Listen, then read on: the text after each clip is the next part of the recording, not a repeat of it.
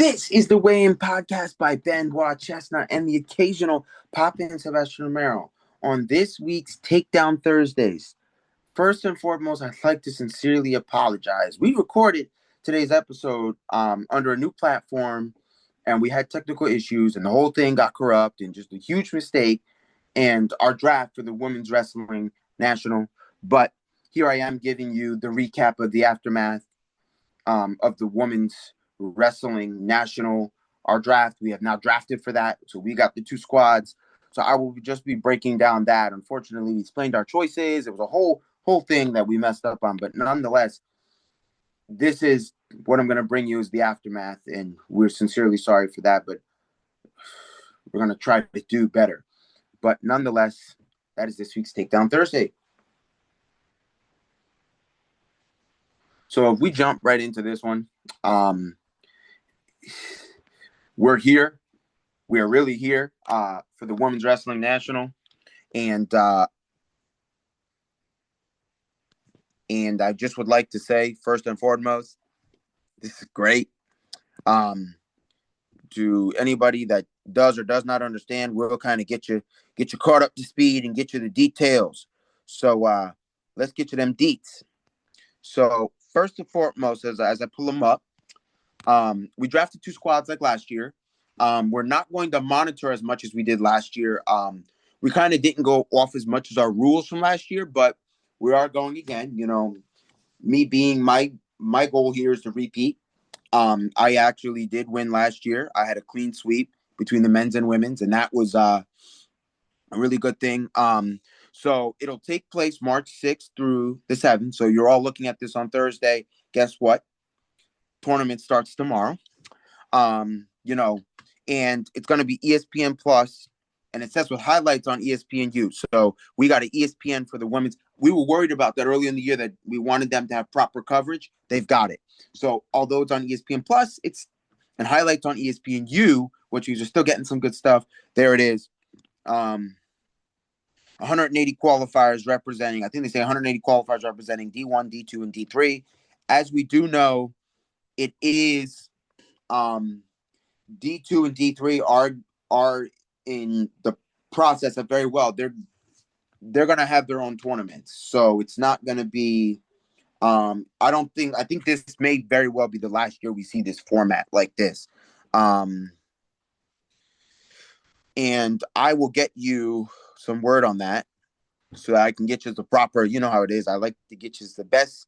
When it's speculation, I'll give you speculation, but I like to give you the best kept thing I can. So I'm going to see if I can get you that. And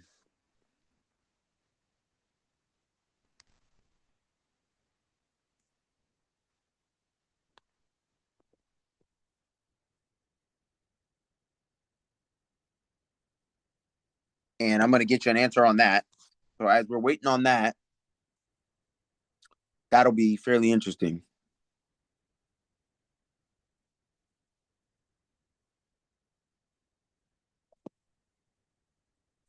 So here's what we learned. So this is to give you the best kept here. So next year in 2027, it will still be the same format. It's not till 27, 28 where the Division 3 is splitting. They will separate and host its own standalone national championship for that. And here we go. This is what it says. The NCAA approved this move because Division III schools now account for more than half of all programs sponsoring the sport. 55 schools to ensure athletes compete against programs with similar resources.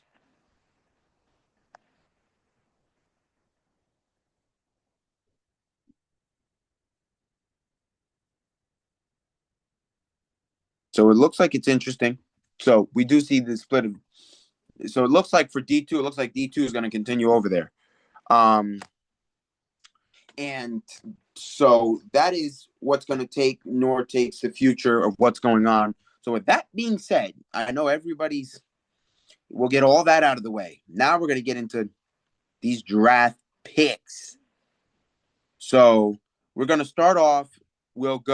I'll announce Team Chestnut first. That's what I've called my team. You know, I call it Team Chestnut. I don't remember what I did last year, but it's Team Chestnut. Obviously, that's what I've drafted as, and we have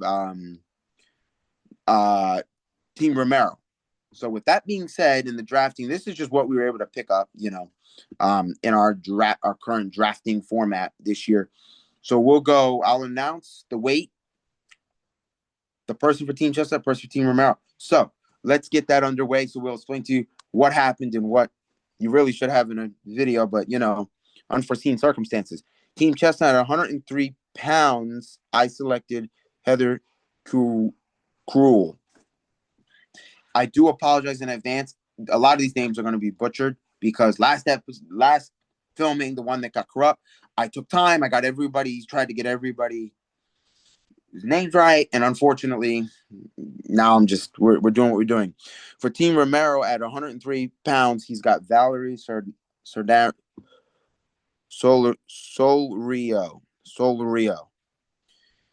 Now we're going to move on to 110 pounds. 110 pounds for Team Chestnut, I have Sage Mortimer. At 110 pounds for Team Romero, he has Aubrey Jimmies. I'm going to move on to 117 pounds. 117 pounds, he's got, at 117 pounds for Team Chestnut, I have Carissa Turnwall. At Team Romero, at 117 pounds, has Riley Rayomi. Now we're going to move on to 124 pounds. 124 pounds, I have Virginia Ford at 124 pounds. Team Romero at 124 pounds has Shelby Moore. Now we're going to move on to 131 pounds. 131 pounds, I have Alexis Janank. At 131 pounds, Team Romero has Abigail Mooresden. At 138 pounds, Team Chestnut has Lily Luft. At 138 pounds for Team Romero, they have Haley Jaffe. We're going to move on. We're going to move on to 145 pounds here. 145. 145 for Team Chestnut. I have Bellamir. For Team Romero at 145, he has Alexandra Zernatskonicki. Now we're going to move on to 160 pounds. 160 pounds for Team Chestnut, I have Savannah Gomez. At 160 pounds for Team Romero, he has Kennedy Blades. Team Chestnut at 180 pounds, I have Kylie Walker. At 180 pounds, Team Romero has Destiny Rodriguez. And we're going to move on to 207 pounds. 207 pounds, Team Chestnut I have Takashi Osteen. And Team Romero at 210 pounds has Sabrina Nazas. So that is the two squads. I know everybody last year, there were some people that enjoyed, the kind of drafting episode. And that's kind of what we partook in last year. It was a whole really long episode. This year was even a little longer. We had a whole thing where we were using this we were kind of using several platforms for why this happened. We were using several platforms where we were going to be able to, we did a whole nice, we were doing graphic effects and everything where it was we were doing the nice, we were doing NFL draft style where you see the picks come in, and we did a lot of good stuff. I had compiled a lot of highlights for it, and good stuff was done, but we're going to save all of that for next year. What we used, a lot of the promotional stuff that we used, we're going to save it for next year. We're not going to post any of that. We're going to save that whole stuff for next year, and we'll implement that all next year on next year's draft. We won't be using the format for the men's because I don't have it properly figured out and worked out. So for the men's, we're going to it'll be like this. I'll come on and give you what the two teams look like. And then I'm going to steady work on that for next year. So next year, we're going to have a nice, clear format for you guys of really good drafting and whatnot. And I think I evenly, when I say evenly, I think I tried to evenly match my team so that it wasn't as much as it was last year. Um, although I kind of think this year is going to be another runaway for Team Chestnut, I really tried to work on more or less this year. I tried to work on doing a more evenly matched team, uh, because I don't kind of want to turn into a Kale Sanderson. I like when it comes down to the finals. But same time, I watch a lot of wrestling and I just end up drafting very well. But, my hopes is to take the men's, win the men. My hope is to win the women's this weekend and Team Chess to get the win this weekend, and then move on towards next weekend and, or not next weekend, I'm sorry, move on for the men's. So this is going to be really good. I like what's going on here for my format. And I'm really good with that. And I think that this is great. I know this is something I do have to address, and I have to address it because it came out a lot. There were a lot of fans that kept reaching out, and a lot of wrestlers between all our social medias and email and all this stuff that people that use to contact us on about why we wouldn't open it up so some of the fans could draft as well, and we didn't because typically we just the ordeal of drafting it's already between the way we do it is interesting in itself, and we just won't be doing that. I know a lot of fans want to do that, and they keep asking, "Oh, can we draft with you guys and see if we can?" It's not easy, but in the more future when we're not, right now we're trying to get set up with starting just, last year we recorded every day, and each year we're trying to improve the pod. And in the near future, that may be something we may revisit and take a look at. But for this year, no, we're not. I know a lot of people keep asking us about the men's. They want to draft with us, and they say, "Oh, we want to be drafting in." Basically, here's what we'll do. We do it like this. We'll release our squads. I know, obviously, for the women's, we're not releasing our squads early. We're not going to be doing all that Instagram posts like we did last year because we had everything done, and with the way it has not gone too well, we're just going to take a step back, and we're letting you know the squads, and we'll probably update at the end of each day. We're not going to so much as do every session like we were doing for the men's and women's last year. We were updating every session. We're not going to do that. We're going to kind of just do when the day's over, that's the scores. I know a lot of people asked us, will we ever live stream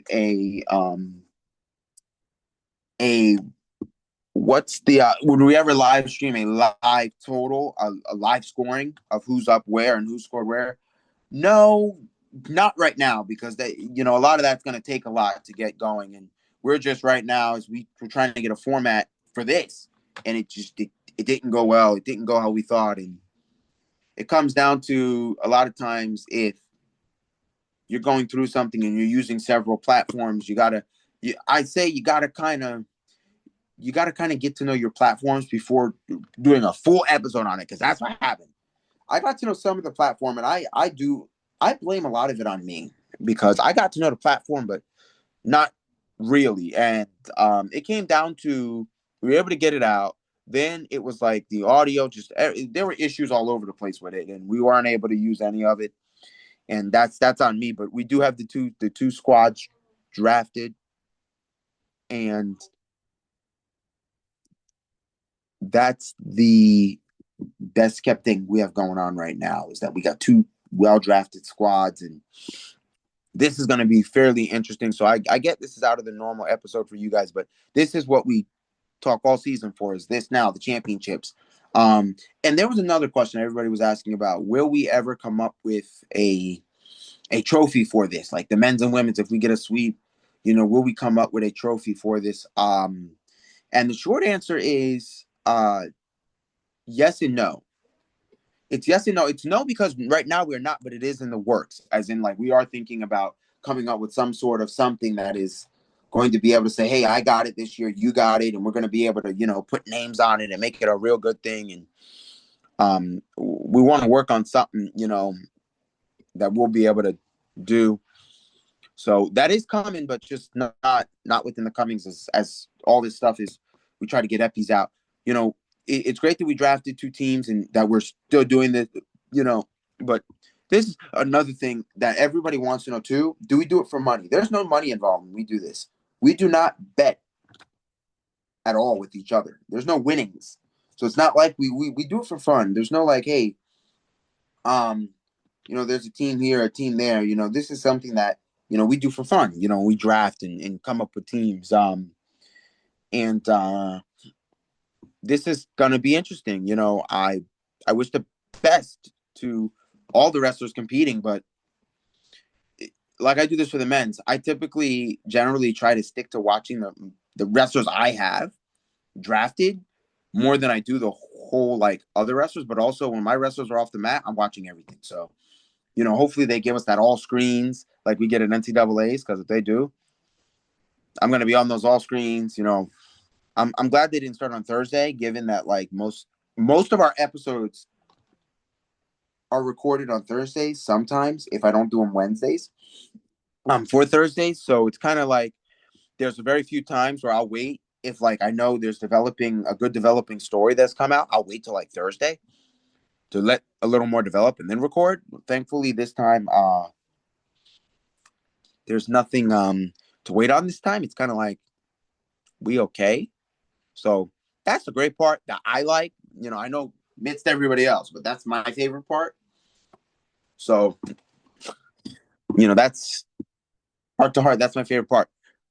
Is being able to watch all the wrestling and really, it brings a competitiveness. It really does. Like I told you last year, I showed you how we did it with all our buddies, and it was nice. And that I think that's how the questions came up. Like, would we open it up? Would we allow others to draft with us? What do we do? And the amount of media work we're trying to do, obviously now it's all going to go to next year. And drafting others is just, it's not easy. But what was suggested to us was to do like a Monopoly type situation. Like, okay, we come up with a set of logos that we build for each defying team, like an emblem for each, instead of the team chest, the team remote, we have emblems. And it's like kind of like Monopoly. You just pick a piece and we have all the promotional stuff like that. But it requires a lot. Like we kind of already, you pre-draft before the draft. So utterly the way I say that is we kind of knew who we needed to do, like get highlights and do highlights of when we knew we were drafting. So basically the pre-work that I had done was all highlighting the first 5. So it was like if you're a 1, 2, 3, all the way up to 5, the first 5 seeded, and very few that I do like more than 5, and then it was like I do like, so how we had it's like NFL style. You got the highlight; it was going to come up. We were going to use what video we could, and then just kind of have it up and do the best we can, and get it all up there. And say, hey, we drafted, but now we got to do this format because I call it my mistake because I did not get out there and try to figure out the best way possible for this. But nonetheless, I think we're in a really good situation.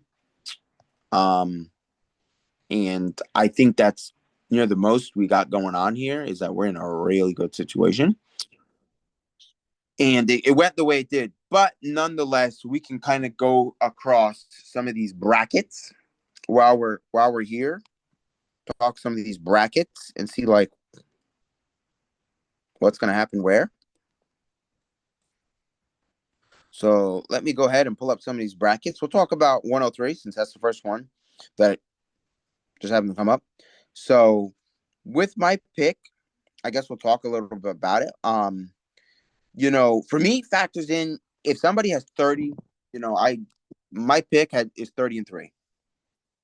And the reason why I'm gonna explain, I like to pick somebody who's had a high level of matches only because if you have 30 matches and you get only 3 losses, that's really good. Like I'll give you some of the records on here.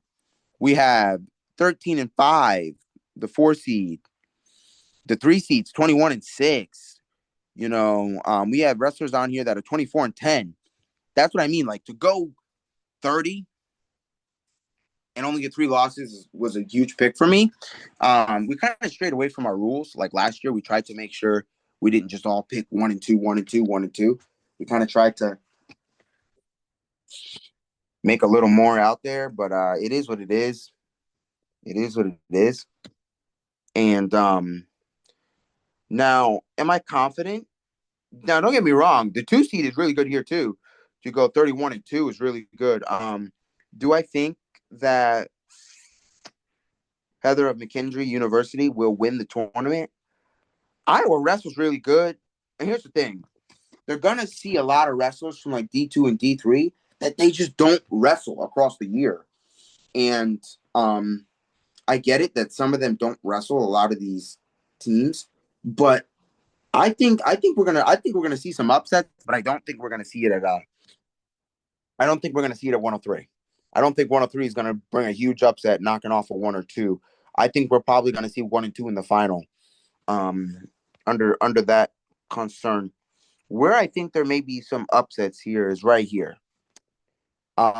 Is at 110, where the 1 seed is Aubrey Jimmy's, and the 2 seed is Sage Mortimer, 16-1.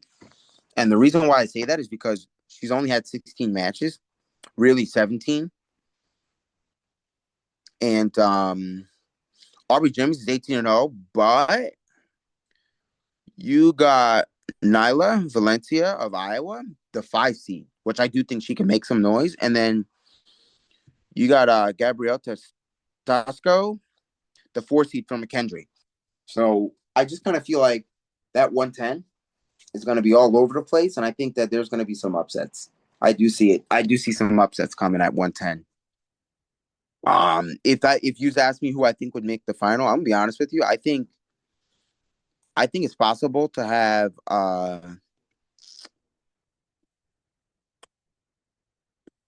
I think it's possible to see Sage Mortimer in the final along with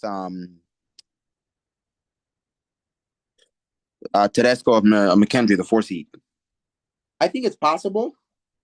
I haven't seen much of McKendree wrestling, so university wrestling, so I don't really know as much as I haven't really, I'm gonna be honest with you, I didn't really keep up on my women's like I did. Like I've seen enough to like know how to draft, but I haven't seen enough to like depict who will be in the final and who won't. But by look at these records, I'm making decisions based off these records, although like it's really not. Some of them I've seen wrestle. So if we talk about this 117, well, we just kind of we go through this because this is kind of the epi I'm going to bring. It's all about this 117. Yakamoto is 14-1, the 1 seed from McKendree, but the 2 seed is Carissa Turnwall from Emmanuel University. Now I have Carissa Turnwall. I do believe she can win, but Riley Rayomi and there was another one. And Abigail Cooper of Lehigh have a lot of matches. Like you look at the 2 seed Carissa Turnwall is 12-0. You look at Yakamoto 14-1. You look at who I just gave you is Abigail Cooper. She's 23-1. So there's 24 matches. That's a lot more than the counterparties. But I definitely think that this one might bring an upset too.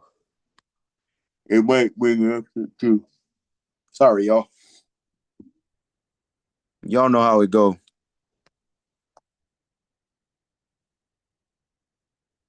So when we talk about this 124, 124. I look at 124. The 2 seed is Virginia Ford at King University. And I do see because that's 28-4. That's a lot. That's a lot of matches right there. Although, a lot of people have it, but we got like the 7 seed is 24-6. The 1 seed is 24-1, which is I think this is gonna be the most I think this bracket gonna be very competitive because listen, we have a 34-7 from Iowa. If you can't tell me Cal Lang with 34-7 can't make some noise, I'm gonna tell you you're definitely wrong. She's gonna make some noise. And unseeded, mind you. Unseeded too. That's Crazy. Unseated. Who remembers a time? I'm going to look this up because I want to be right. I don't want to be wrong.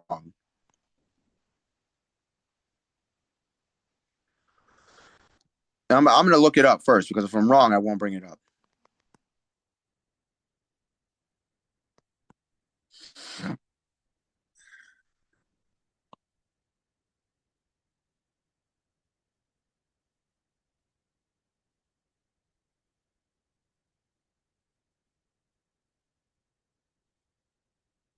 So give me a second.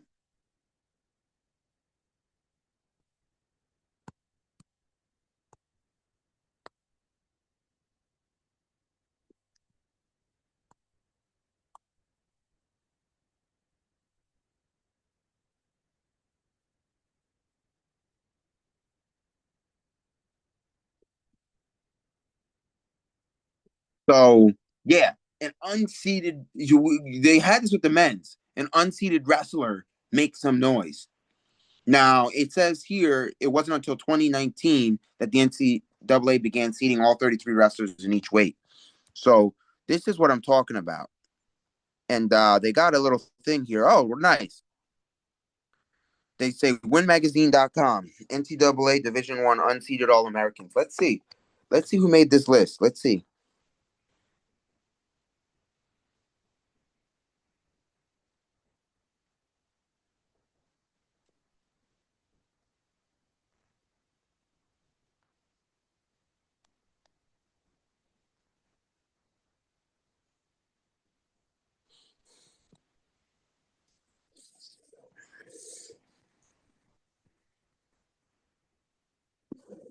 All-time Division One unseeded All Americans by place.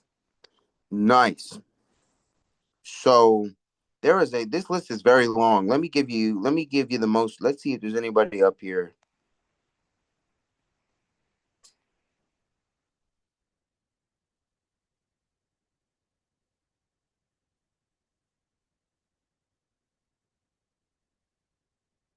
Let's see if I can get you something.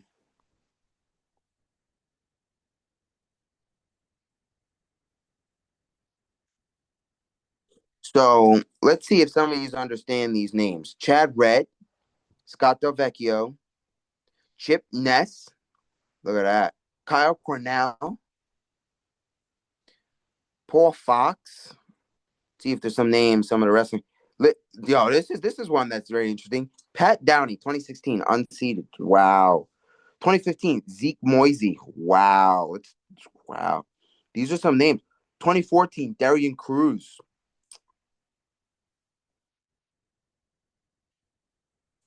Look, you know who's not on this list? Penn State. Those guys are always seated.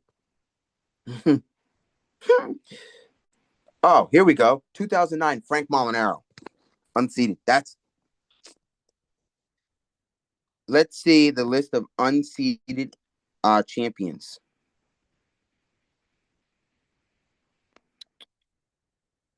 The last time there was an unseeded NCAA champion was 1994. Mark Branch, Oklahoma State.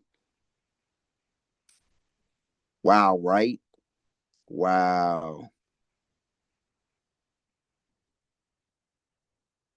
Wow. Wow.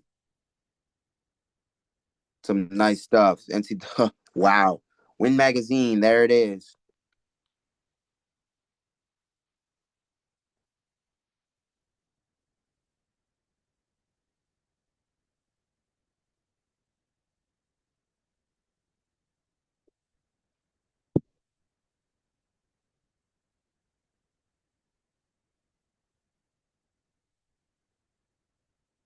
Let's talk about this. So while we're whoa.